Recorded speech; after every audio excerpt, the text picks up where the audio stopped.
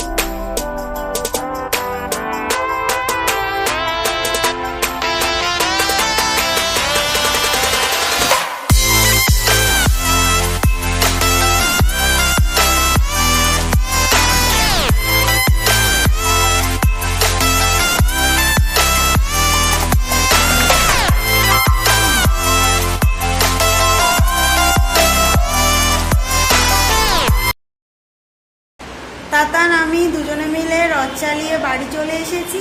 তাতানের ইচ্ছে ছিল তাই তাতানকে সঙ্গে নিয়ে গেছি। আর কেমন হয়েছে রথ সাজানো অবশ্যই তোমরা কমেন্ট করে জানিও। তাতান আমাকে একটুও হেল্প করেনি, জানো তো, আমি একা একাই করেছি, এইটুকুনি করেছি, তাই তো? বেশি করেছে? আচ্ছা, কেমন হয়েছে